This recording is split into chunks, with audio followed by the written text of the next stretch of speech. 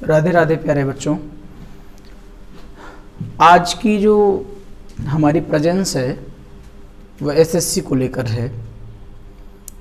जैसा कि आप सब लोग जानते हैं कि व्हाट्सएप ग्रुप और यूट्यूब की सहायता से एसएससी, एयरफोर्स और 10+2 के भी बैचेस स्टार्ट किए गए हैं।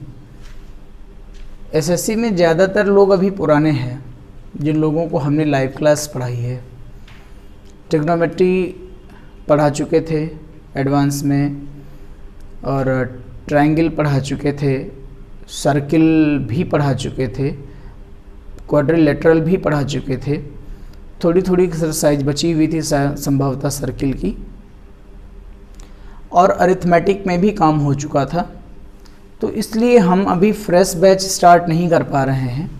जैसे ही 10 से 15 लोग हमारे पास नए जुड़ जाएंगे, हम फ्रेश बैच स्टार्ट कर देंगे। लेकिन चूँकि 2-3 लोग ऐसे जुड़े हुए हैं जो अभी फ्रेश हैं, तो जो भी हम क्वेश्चंस उठाएंगे उनको धीरे से समझाने की कोशिश करेंगे। आज हमने 5 से 6 से क्वेश्चंस उठाए हैं जो 2019 के सीजीएल एग्ज़ाम में आए हुए हैं, और मेरे पास बुक भी है सीजीएल की ही, प्रीवियस ईयर की। तो उसी के अरिथमेटिक के हम कुछ क्वेश्चंस उठाते हैं और समझाने की कोशिश करते हैं। अगर आपको ये सब समझ में आए तो इस वीडियो को आगे भेजिएगा, चैनल को सब्सक्राइब करिएगा और इस कम्युनिटी की हेल्प करिएगा। चलिए देखते हैं। एक क्वेश्चन मेरे पास लिखा हुआ था, लिखा था 72 आर्टिकल्स को बेचने से 8 आर्टिकल की सेल के बराबर लॉस होता है। मतलब 72 वस्तुओं को बेचने से 8 वस्तुओं की बिक्री मूल्य के बराबर हानि हुई। इसका सीधा मतलब हुआ कि जब आपने 72 आर्टिकल्स बेचे, 72 आर्टिकल्स जब आपने बेचे तो 8 आर्टिकल्स के बराबर हमें लॉस हो गया। 8 आर्टिकल्स के बिक्री मूल्य के बराबर लॉस हो गया, यानी एसपी के बराबर लॉस हो गया। तो हमसे क्वेश्चन पूछ रहा है कि लॉस परसेंट क्या होगा, लॉस परसेंट क्या होगा। अब देखो, जो लोग हमारी लाइव क्लास में थे उनको हमने बताया था कि जैसे ही इस स्टैंडर्ड का क्वेश्चन मिलता है तो हम सेलिंग प्राइस को 1 रुपये मान लेते हैं। सेलिंग प्राइस को 1 रुपये मान लेते हैं। इसका मतलब 72 आर्टिकल्स अगर बिके तो कितने रुपए के बिके? 72 रुपये के। लॉस कितने का हुआ? 8 रुपये का। तो सिंपल सी बात है कि जो हमारा सीपी रहा होगा, कास्ट प्राइस रहा होगा, वो 80 रुपये रहा होगा। तभी तो 72 में बिकने पर 8 का हानि हुई, 8 रुपये की हानि हो गई है। तो इसका मतलब ये हुआ कि अगर हम लॉस परसेंट निकालें तो हमने देखा है कि 8 रुपये की हानि हो रही है 80 में। तो हानि प्रतिशत इस तरह से आपका निकल जाएगा और आपका आंसर होगा 10%, जो कि आपके सी ऑप्शन से टैली कर रहा है। इसी का अगला क्वेश्चन हम देखते हैं। आगे तो खैर अलजेब्रा है और वो आप लोगों को भी सबको नहीं आ सकती, इसलिए हम छोड़ रहे हैं। अगला क्वेश्चन है, ए और बी एक कार्य को 25 दिनों में पूरा कर सकते हैं। A and B can do the work in 25 days. 25 days में ए एंड बी दोनों वर्क कर सकते हैं। आगे लिखा है, बी अकेले उसी कार्य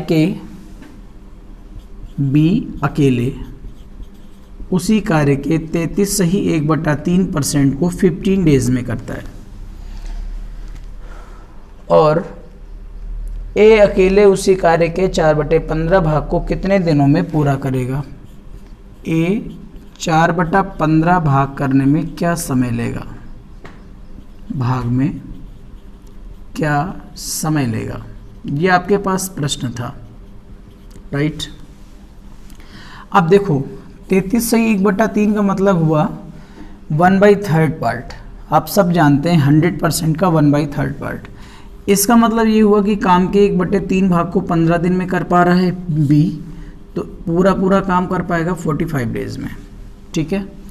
अगर हम एलसीएम मेथड से लगाना चाहें तो एलसीएम मेथड से भी ये लग जाएगा, और 25 और 45 का एलसीएम संभवतः 225 आएगा। 90, 135, 180 और 225 ही आएगा। यानी ये टोटल 9 यूनिट हुआ और ये 5 यूनिट हुआ। यानी जो A है, जब A और B दोनों लोग मिलकर के 9 यूनिट कर रहे हैं, B अकेले 5 यूनिट कर रहा है, तो A कितना कर रहा होगा? 4 यूनिट कर रहा होगा। यानी A कंप्लीट वर्क करेगा 225/4 डेज में। इतना टाइम लेगा कौन? A। लेकिन A को पूरा 1 पार्ट नहीं करना है, A को 4/15 पार्ट करना है। इसका मतलब ये हुआ कि एक भाग करने में अगर उसे 225/4 दिन लग रहे हैं, तो 4/15 भाग करने में उसे कितना समय लगेगा? कैंसिल करेंगे और answer will be 15 days. Clear? होपली ये बात आपको समझ में आ गई होगी। अगला क्वेश्चन आपके पास है, लिखा हुआ है अगर 9 अंकों की संख्या 43x मैं लिखता हूं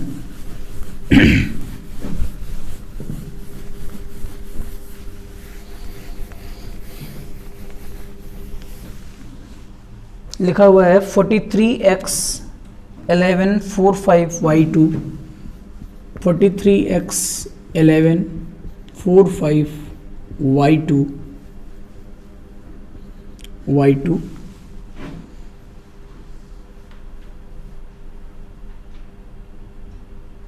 88 से डिविजिबल है,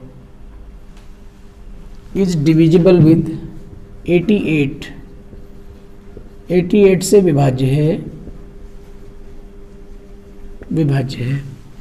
क्वेश्चन हमसे पूछ रहा है y के सबसे छोटे मान के लिए, यानी हमें इसकी लीएस्ट वैल्यू लेनी है, जितना छोटा मान पॉसिबल हो सके वो मान लेना है। और हमसे पूछता है 3x - 2y की वैल्यू क्या होगी, ये क्वेश्चन है। बच्चों देखो ये 88 से डिविजिबल है और इसके अगर हम सह अभाज्य गुणनखंड करेंगे तो आई थिंक वो 11 और 8 आएंगे। यानी अगर ये नंबर 88 से कट रहा है तो ये 11 से भी कट रहा होगा और 8 से भी कट रहा होगा। तो ये है 43x 11 45 y2 बाई 11 क्रॉस 8। अगर ये नंबर 8 से कट रहा है या फिर अगर ये नंबर 11 से कट रहा है, तो हम जानते हैं कि 11 से कटने की इसकी प्रॉपर्टीज़ क्या होंगी और 8 से भी डिविजिबल होने की इसकी प्रॉपर्टीज़ क्या होंगी। तो सबसे पहले आप यहाँ पे देख लीजिए, ये राइट साइड से फर्स्ट 3 नंबर्स, हम जानते हैं कि जो 8 की डिविजिबिलिटी है वो ये कह रही है कि अगर ये लास्ट के 3 नंबर्स 8 से कट जाएंगे तो ये नंबर भी 8 से कट जाएगा। ठीक है, अब यहाँ ज़रा एडजस्ट करिए, अगर ये 5 है तो यहाँ पे सबसे पहले चूँकि y को हमें लीएस्ट रखना है इसलिए 0 पुट कर सकते हैं। अगर हम यहाँ पे 0 पुट करेंगे तो 502 होगा, 8 छंग 48, 2 बचेगा 22, नहीं कटेगा। 1 रख सकते हैं, 8 छंग 48 और यहाँ पे 3 बचेगा, 8 चौक 32, यानी यहाँ पे y की वैल्यू 1 पॉसिबल हो गई। लेकिन अभी हम कंफर्म ये बात नहीं बोल सकते कि 1 पॉसिबल ही हो जाएगी। फिलहाल y की वैल्यू 1 पॉसिबल हो गई। कैसे? 512 है और 512 को 8 से डिवाइड करने पर वो वैल्यू पूरी डिवाइड हो जाएगी। अब आइए 11 की डिविजिबिलिटी का रूल आप सब लोगों को आता है। 11 की डिविजिबिलिटी किस तरह से करेंगे? 11 की डिविजिबिलिटी करने का ऑड प्लेस और इवन प्लेस के नंबर्स को जोड़ेंगे आपस में और उन्हें घटाएंगे। यदि सब्सट्रैक्शन जो है वो 0 आ जाए या 11 से डिविजिबल कोई नंबर आ जाए तो वो नंबर भी 0 से डिविजिबल होगा। तो ये इधर आता है 11 और 3 14 और 14 और 5 19 और 19 और 2 21, 5 2 7 11 7 18 3 21, यानी इन वाले नंबर्स का भी ऐड जो आना चाहिए वो 21 आना चाहिए। अब देखिए ये 4 है, ये 4 है, 4 4 8 और एक ये 9। सपोज करो आपने चूंकि यहाँ पे 9 ही रखा है ना, एक ही रखा है ना, तो इसलिए 9। अब बचा कौन हमारे पास? x। ठीक है, तो x की जगह पे हमें 12 रखना पड़ेगा। तो 12 से बात नहीं बन सकती। क्यों? क्योंकि 12 रखेंगे तो 2 अंक का नंबर हो जाएगा और x हमें सिंगल डिजिट का चुनना है। अब देखो 11 की डिविजिबिलिटी कह रही है कि अगर आप इनको सॉल्व करिएगा तो या तो घटाने में 0 आ जाए या तो 11 से डिविजिबल कोई नंबर आ जाए। तो इधर हमने जब इसको जोड़ा था 11 3 14, 5 19 2 21, राइट। इसका अर्थ ये हुआ कि अगर ये 21 है और हमें इसकी जगह पर या तो 0 बनाना है और या फिर 11 से डिविजिबल कोई नंबर बनाना है, तो हमने इसको जोड़ा, हमने कहा ये हो गया 4 और ये 4 4 8 और 8, ये आपका हो गया 4 x और फिर 4 और फिर y, तो 4 4 8 8 1 9, ठीक है, ये 9 हो गया। और ये चूंकि 21 था, ठीक है, अगर ये 21 था तो x की 21 में 9 घटा दीजिएगा, 21 में अगर आप 9 घटाएंगे तो 12 बचेगा। अगर x की जगह पे हम 1 ले लेते, अगर हम 1 ले लेते तो ये नंबर बन जाता 4 3 1 11 4 5 y2 बन जाता। अब देखिए ज़रा y की जगह पे भी आपने 1 लिया है। अब इस नंबर को चेक करिए, 8 से तो ये कट ही रहा है, 4 1 5 5 1 6 6 5 11 11 2 13, मैंने कुछ गलत लिखा है क्या? 4 1 5 और 5 4 9, जी गलत हुआ है क्वेश्चन, मैं दोबारा देखता हूँ इसे। ये लिखा है आपके पास 4 3 x 1 1 4 5 y 2, ठीक है। अब अगर इसको 8 से कटना है तो आप समझ चुके थे कि यहाँ पे y की वैल्यू 1 पॉसिबल हो सकती है। अगर y यहाँ पे 1 पॉसिबल हो गया तो इसको आप अगर जोड़ेंगे तो 3 1 4 4 4 8 और 8 1 9, ये 9 आ गया, ठीक है। अगर आप इसको आप जोड़ते हैं तो 4 और 4 के बाद ये x और ये 1, यानी 4 1 5 5 5 10 10 2 12, ये 12 हो गया, राइट। अब 12 के बाद यहाँ पे x चूज करना है। देखिए किसी भी केस में अगर हम इसको जो है 12 के बाद में 9 घटाएंगे तो 0 आने का चांस ख़त्म हो गया है। अब कोई ऐसा नंबर, जैसे 12 में 9 घटा लिया आपने, ठीक है, या आप यहाँ पे 12 में जब आप 9 घटाएंगे तो 3 बचेगा, और आपको 11 बनाना है या 0 बनाना है तो x की जगह पे क्या सेट कर सकते हैं? 8 सेट कर सकते हैं। कैसे? अब देखिए चेक करिए, 4 3 8 1 1 4 5 1 2, ठीक। 8 4 12 12 1 13 13 5 18 और 18 2 20, इधर 3 1 4 4 4 8 8 1 9, 20 में 9 गया, 11 बचेगा, यानी x की वैल्यू 8 हो जाएगी और y की वैल्यू 1 हो जाएगी। हमसे पूछ रहा था 3x माइनस 2y की वैल्यू बताइए। 3 गुणा 8 माइनस 2 इंटू 1, तो 8 त्रुक 24 माइनस 2 और आंसर होगा 22। देखते हैं ऑप्शन में है या नहीं है, तो ऑप्शन में है, बी ऑप्शन मैच कर रहा है, तो यही आपका आंसर हो जाएगा, ठीक है। अगले क्वेश्चन की तरफ बढ़ेंगे।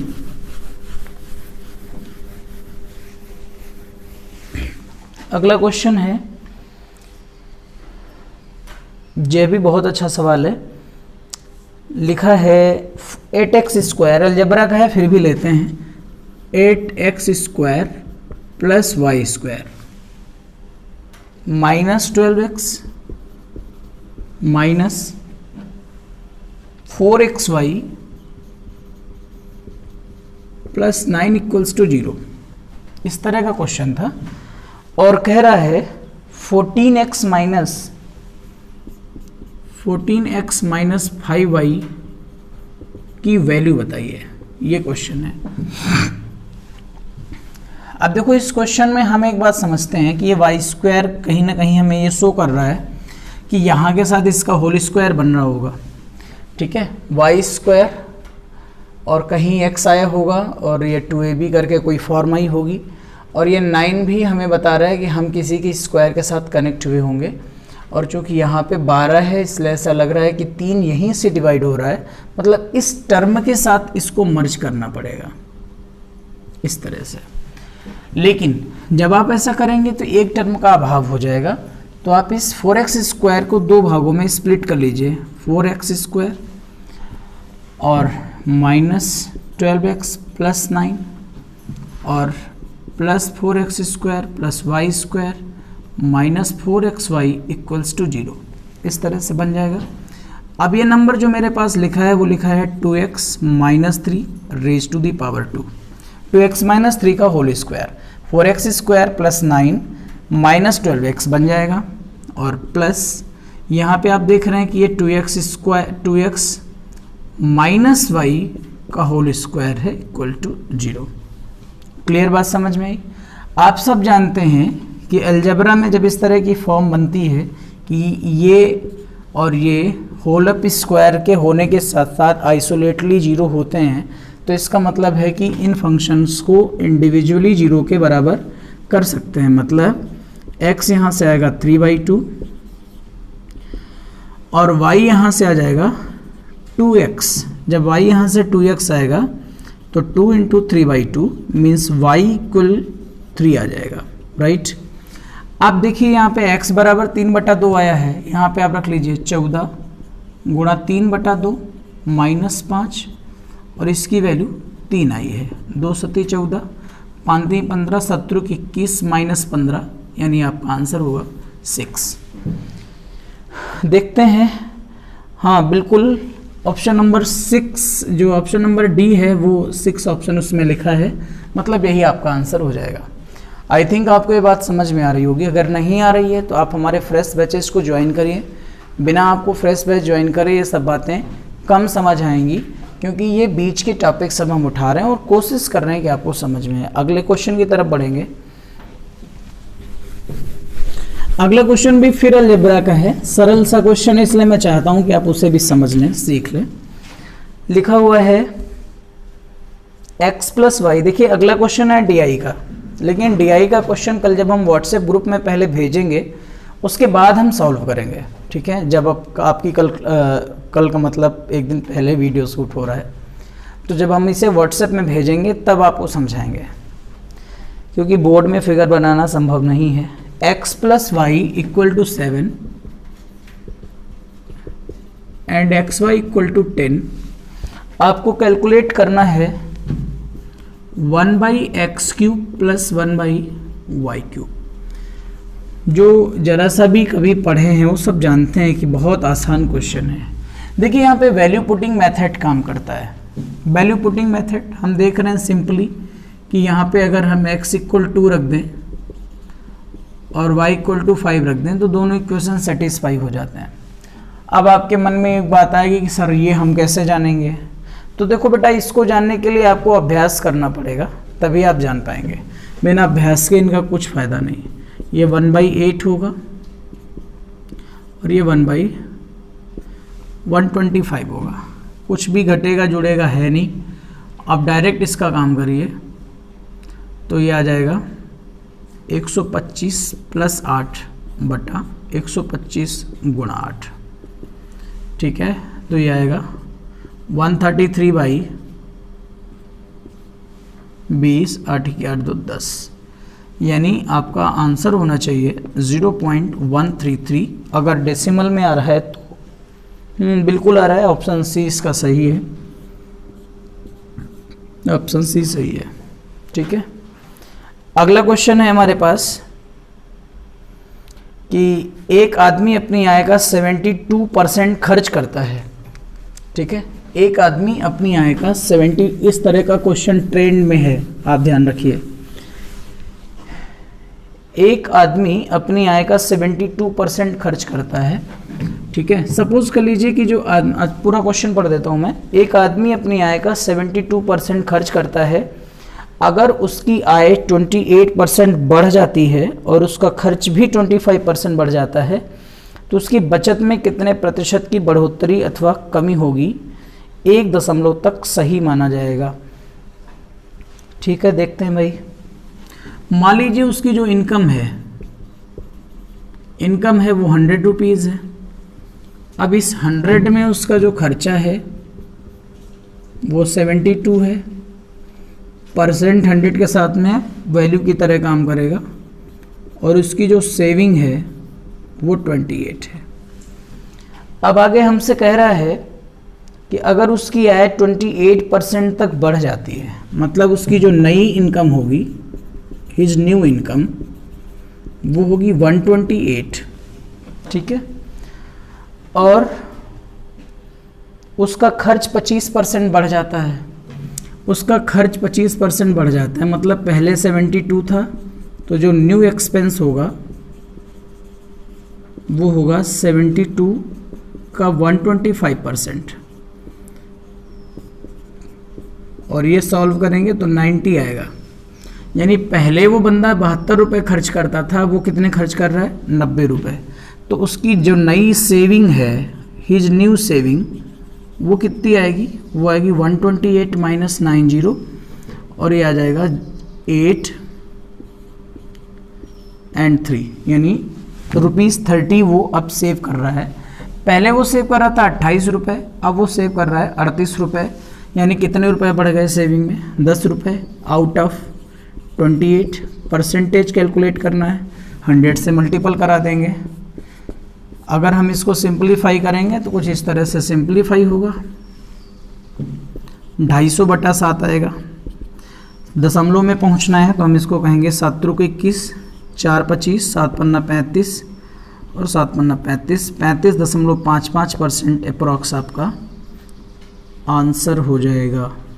ठीक है, क्लास को समझाने की फ़िलहाल तो हमने कोशिश करी है, लेकिन फिर भी कोशिश करिएगा कि यदि आपको ना आया हो तो हमें कमेंट बॉक्स में ज़रूर बताइएगा। वीडियो देखने के लिए बहुत बहुत धन्यवाद। आपका दिन मंगलमय हो, आप स्वस्थ रहें।